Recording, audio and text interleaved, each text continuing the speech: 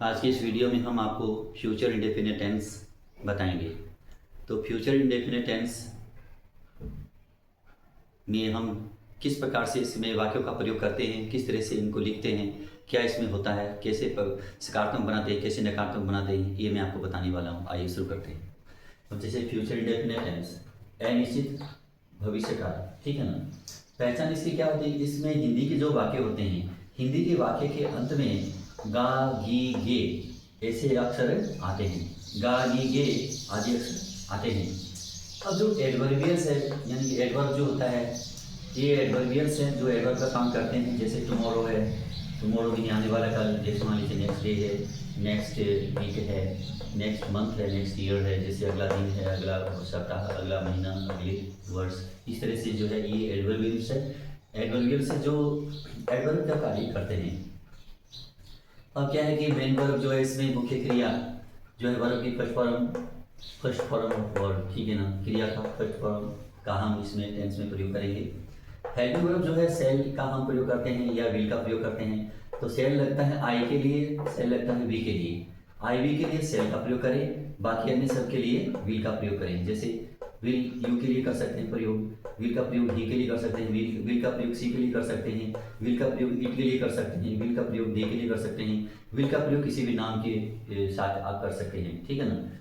बस आई और बी के साथ ही ये दो ऐसे प्रोनाउन हैं जिनके साथ में आपको सेल लगाना पड़ेगा। बाकी सब के लिए चाहे वो एकवचन है चाहे वो बहुवचन है, लेकिन आपको विल का ही प्रयोग करना होगा, ठीक है। अब नेगेटिव अगर बनाएंगे, वाक्य को नकारात्मक भी बनाना पड़ता है, हमेशा पॉजिटिव नहीं रहता, कभी नेगेटिव भी बनाना पड़ता है। तो सेल के बाद में नोट का प्रयोग करोगे, नोट लगाओगे, लेकिन नोट अकेला तो लगेगा नहीं। सेल के बाद में साइकिल के बाद में नोट लगाओगे तो सेल नोट हो जाएगा। सेल नोट का संक्षिप्त रूप होता है सेंट। और विल नोट लगाओगे तो जहाँ सेल लगता है वहाँ नेगेटिव बनाओगे तो सेल नोट हो जाएगा, जहाँ विल लगता है वहाँ नेगेटिव बनाओगे तो विल नोट का प्रयोग होगा।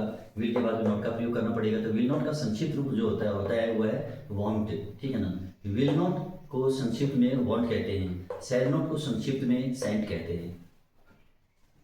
इंट्रोगेटिव जो है वाक्य प्रश्नवाचक बनाएंगे सेंटेंस को। सेल या विल को, ये दोनों हेल्पिंग वर्ब है दोनों के दोनों, तो इनको हम सब्जेक्ट से पहले लगाते हैं। सब्जेक्ट से पहले लगाते हैं, उसके बाद में वर्ब का फर्स्ट फॉर्म का यूज किया जाएगा, उसके बाद में ऑब्जेक्ट होगा, उसके बाद में एडवर्बियल्स होगी, उसके बाद में अगर कुछ है तो लिखिए, नहीं तो प्रश्नवाचक चिन्ह का प्रयोग करें, ठीक है। तो ये तो गया। अब इसमें हम हिंदी के वाक्यों से अंग्रेजी कैसे बनाते हैं ये मैं आपको बताने वाला हूँ। आइए शुरू करते हैं।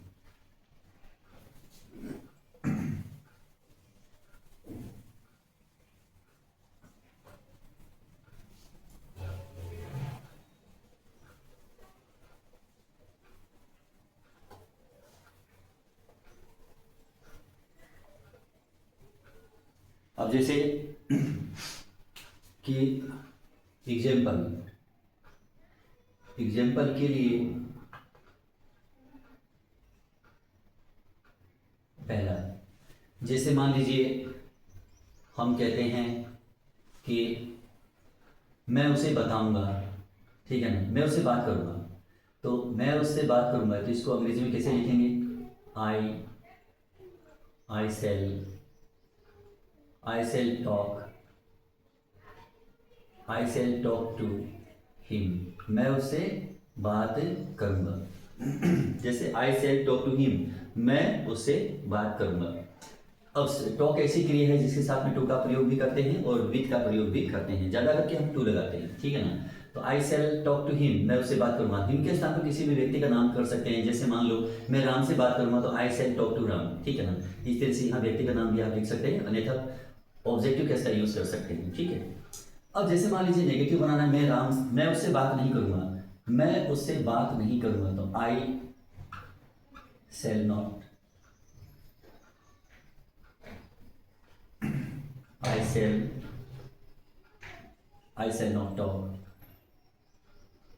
आई shall not talk to him, मैं उससे बात नहीं करूंगा। तो ये नेगेटिव बन गया, सेल के बाद में नॉट लगाना है।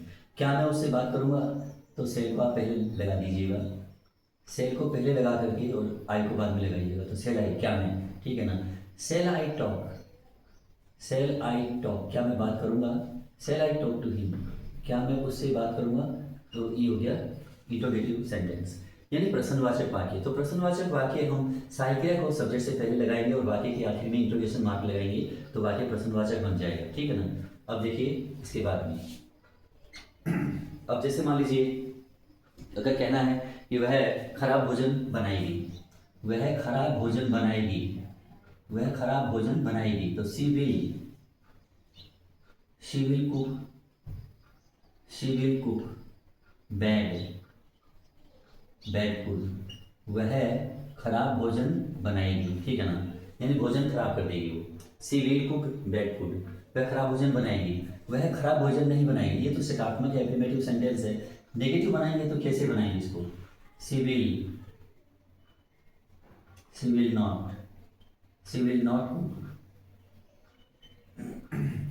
नॉट कुक बैड फूड, वह खराब भोजन नहीं बनाएगी। नेगेटिव हो गया। क्या वह खराब भोजन बनाएगी? तो इसको प्रश्नवाचक बना लेंगे, ठीक है ना। तो will see cook bad food. क्या वह खराब भोजन बनाएगी? तो ये प्रश्नवाचक हो गया। तो इस तरह से हम इनको एक वाक्य पहला है, ये पॉजिटिव है और ये नेगेटिव है और ये इंट्रोगेटिव है। इसी तरह से ये पॉजिटिव है, ये नेगेटिव है और ये इंट्रोगेटिव है। नोट के लगने से नेगेटिव बनेगा और सहायक क्रिया को पहले रख करके वाक्य के अंत में प्रश्न चिन्ह लगाने से ये वाक्य प्रश्नवाचक बनेगा। तो जब प्रश्नवाचक भी आप नहीं बना रहे हैं और नोट भी नहीं लगा रहे हैं तो वाक्य सकारात्मक बन जाएगा, ठीक है। अगला वाक्य,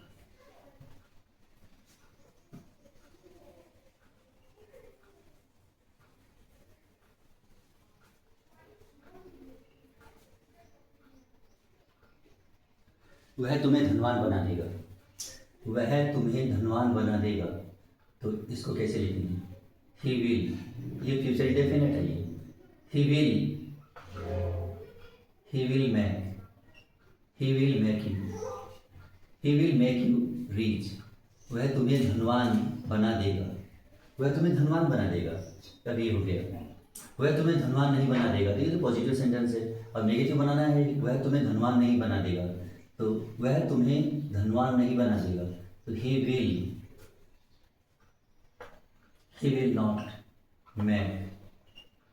will not make you rich, वह तुम्हें धनवान नहीं बना देगा। ये भी नेगेटिव। प्रश्नवाचक बनाना है, क्या वह तुम्हें धनवान बना देगा? तो क्या वह तुम्हें धनवान बना देगा? तो विल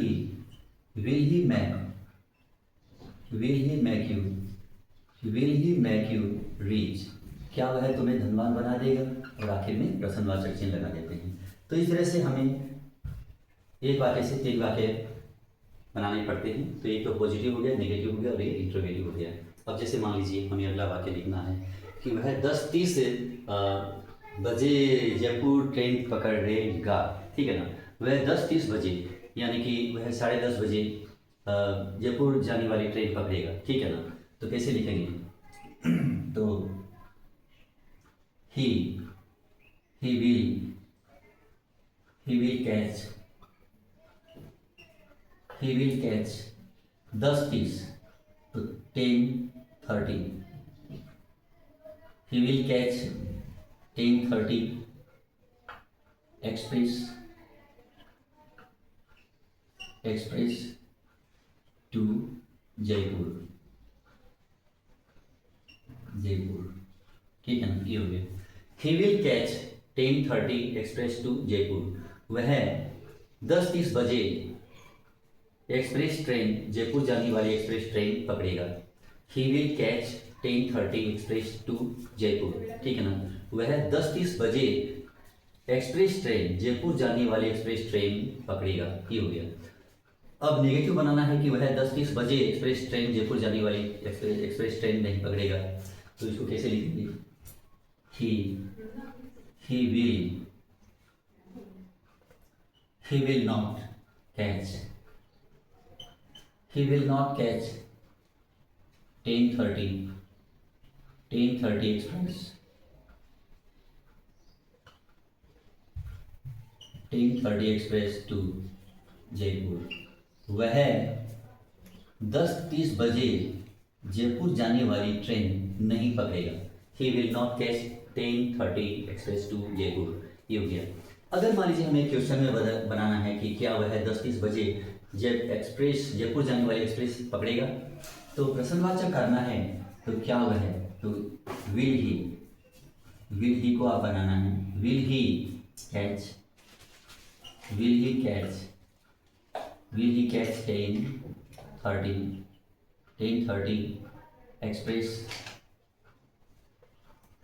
एक्सप्रेस टू जयपुर, ये हो गया। और आखिर में प्रश्नवाचक चिन्ह लगाएंगे, वाक्य जो प्रश्नवाचक, इसीलिए will he catch 10:30 express to Jaipur, क्या वह 10:30 बजे जयपुर जाने वाली एक्सप्रेस ट्रेन पकड़ेगा, ये हो गया। तो ये वाक्य क्या हुआ कि प्रश्नवाचक है। तो ये पहला तो पॉजिटिव है यानी एफर्मेटिव, और दूसरा है नेगेटिव, और तीसरा है इंट्रोगेटिव। तो इस तरह से हम एक वाक्य से आपको 3 वाक्य बनाना सिखा रहे हैं। तो कभी तो पॉजिटिव भी बोलना पड़ता है, कभी नेगेटिव भी बोलना पड़ जाता है, कभी प्रश्नवाचक भी बोलना पड़ जाता है, ठीक है ना। तो तीनों ही प्रकार के आप वाक्य सीख लीजिए। आगे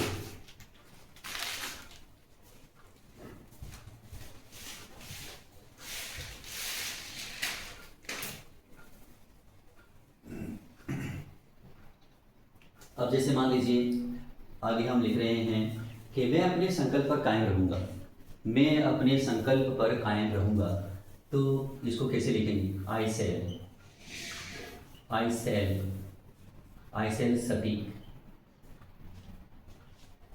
सेल सटीक टू माई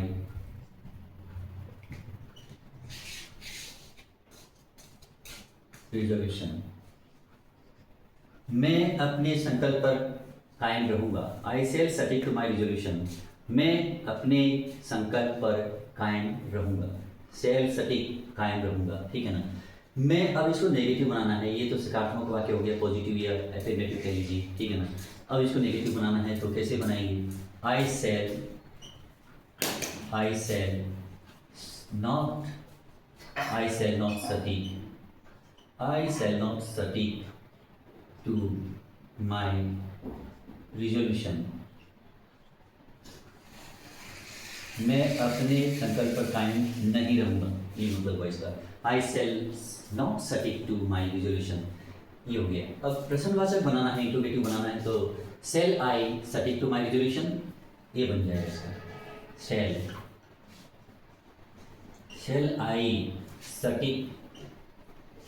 आई सटिक टू माई रिजोल्यूशन, क्या मैं अपने संकल्प पर कायम रहूंगा। तो इस तरह से हमें एक वाक्य के 3 वाक्य बनाने पड़ते हैं। अब जैसे मान लीजिए अगला वाक्य, अब देखिए अगला, तो ये तो पॉजिटिव हो गया, और ये नेगेटिव हो गया, और ये इंट्रोगेटिव हो गया, ठीक है ना। अब जैसे मान लीजिए वह आपकी बात ध्यान से सुनेगा, ठीक है ना, वह आपकी बात ध्यान से सुनेगा, ठीक है। कैसे लिखेंगे, तो वह आपकी बात ध्यान से सुनेगा, तो he will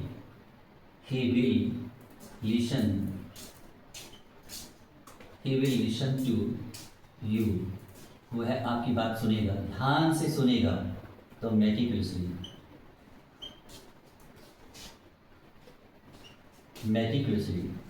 he will listen to you meticulously, वह ध्यान देकर आपकी बात को सुनेगा, ये हो गया। वह ध्यान से यानी बारीकी से आपकी बात को नहीं सुनेगा, तो कैसे बनाएंगे इसको नेगेटिव में, तो he will not listen to you meticulously,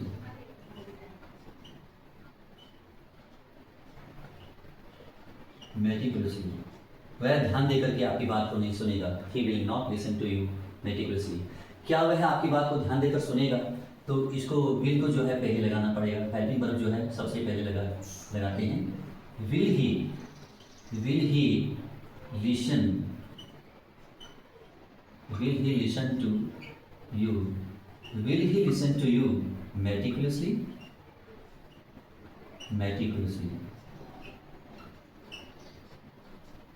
meticulously, तो ये प्रश्नवाचक था, ठीक है ना।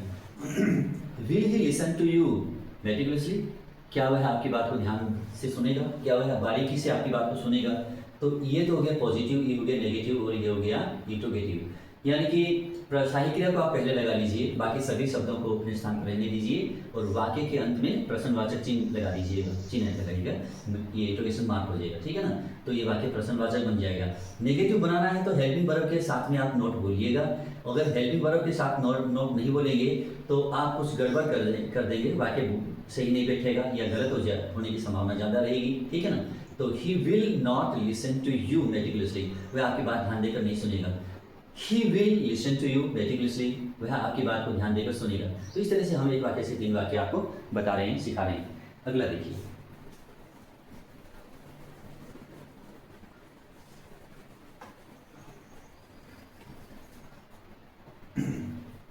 अब जैसे मान लीजिए हम वाक्य बनाएंगे, मैं 1 कप चाय और लूँगा, ठीक है ना। मैं 1 कप चाय और लूँगा या और पीऊँगा, ठीक है ना। तो I shall take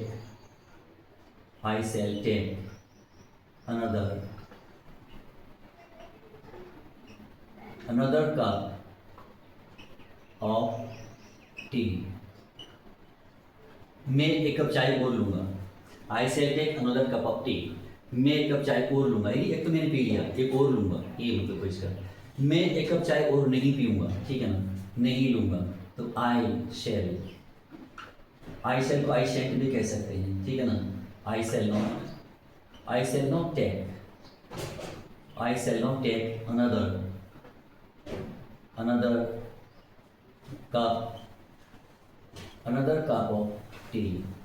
another cup of tea. मैं 1 कप चाय और नहीं पीऊँगा। I shall not take another cup of tea. क्या मैं 1 कप चाय और पीऊँगा? तो इसको कैसे बनाएंगे? shall को पहले लगाएंगे, ठीक है ना। shall I take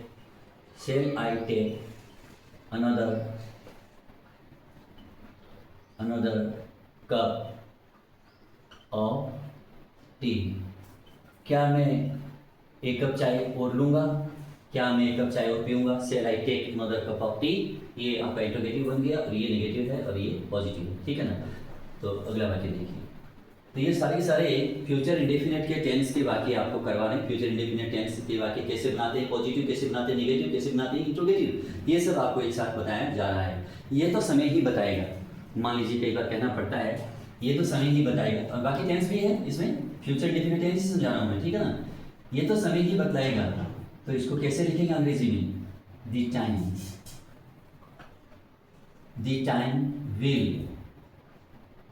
time will decide it. ये तो समय ही बताएगा, यानी वक्त ही बताएगा। The time will decide it, ये तो समय ही बताएगा, ये तो समय ही बताएगा, ठीक है ना। नेगेटिव बनाना है तो कैसे बनाएंगे? द टाइम, ये तो समय नहीं बताएगा, तो the time will not decide, the time will not decide it, समय ये नहीं बतलाएगा, ठीक है ना। ये वक्त नहीं बतलाएगा। क्या यह वक्त बतलाएगा, क्या यह समय बतलाएगा? तो कैसे करेंगे इसको? विल को पहले लगा देते हैं, ठीक है ना। विल द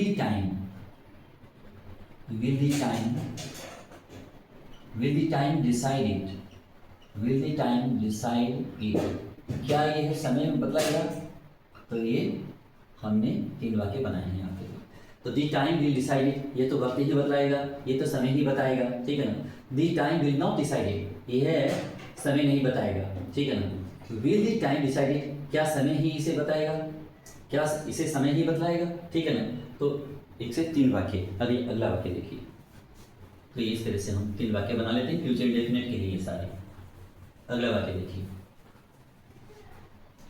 अब जैसे मान लीजिए आगे हम लिखते हैं कि वह तुम्हारे सभी सवालों का जवाब देगा, वह तुम्हारे सभी सवालों का जवाब देगा। तो वह he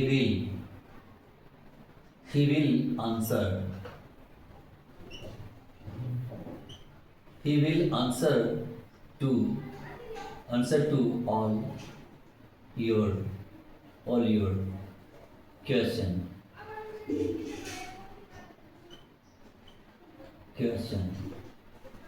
He will answer to all your question. वह तुम्हारे सभी प्रश्नों का जवाब देगा। He will answer to all your question. ठीक है, अब नेगेटिव बनाना है तो नॉट यहाँ लगेगा। ठीक, इस जगह विल के बाद नॉट लगाना है, मुख्य वर्ब से पहले लगाना है और हेल्पिंग वर्ब के बाद लगाना है नॉट को, और बाकी नकार तो बन जाएगा। तो he will not answer, he will not answer to all your question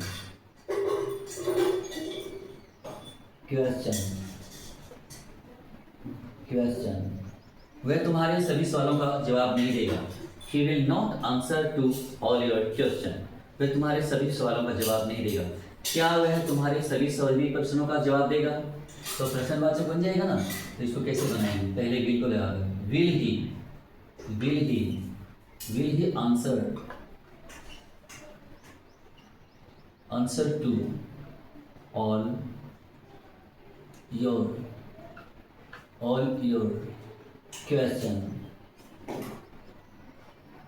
your question, क्या वह तुम्हारे सभी सवालों का जवाब देगा? तो ये बन गया will he answer to all your question। तो इस तरह से हमने कितने वाक्य बना दिए? Positive, negative, interrogative. ठीक है ना। He will answer to all your question, वह तुम्हारे सभी प्रश्नों का जवाब देगा।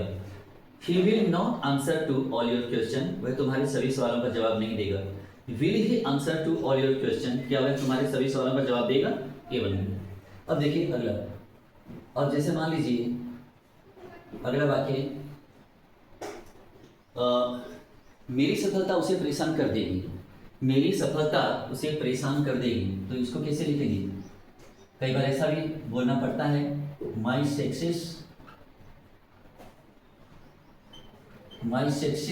Will make him upset. My success will make him upset, मेरी सफलता उसे परेशान कर देगी। ठीक है ना। क्योंकि कई बार ये भी बोलना पड़ता है, क्योंकि हर लोग एक जैसे नहीं होते।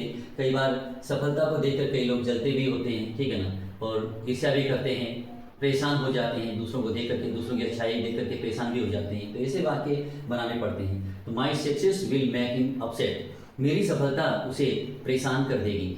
अब नेगेटिव बनाना है कि मेरी सफलता उसे परेशान नहीं करेगी, तो कैसे बनाएंगे? My success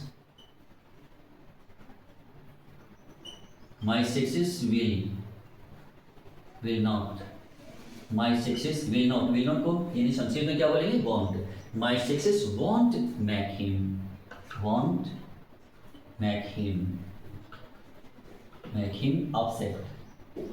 upset। मेरी सफलता उसे परेशान नहीं करेगी। क्या मेरी सफलता उसे परेशान करेगी? तो कैसे लिखेंगे इसको? विल को पहले डालेंगे यहाँ। will my success, अब फिर क्या रहेगा? will my success make him upset। तो ये वाक्य जो है तीसरा प्रश्नवाचक बन गया। my success will make him upset, मेरी सफलता उसे परेशान कर देगी, यानी परेशान कर डालेगी। My success will not make him upset, मेरी सफलता उसे परेशान नहीं करेगी।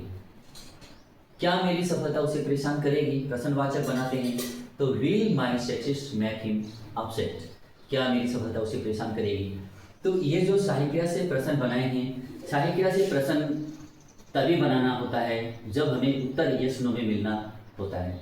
जब उत्तर यस नो में प्राप्त करना है, ठीक है ना, तभी हम सहायक क्रिया से प्रश्न बनाते हैं। ठीक है, अन्यथा डब्ल्यूएच वाले क्वेश्चन से, डब्ल्यूएच वाले वर्डों से हम क्वेश्चन बनाते हैं। ठीक है, तो इस तरह से एक वाक्य के 3 वाक्य आपने सीखा इस वीडियो में। आज का ये वीडियो फ्यूचर इंडेफिनिट टेंस पर आधारित था। आपको कैसा लगा?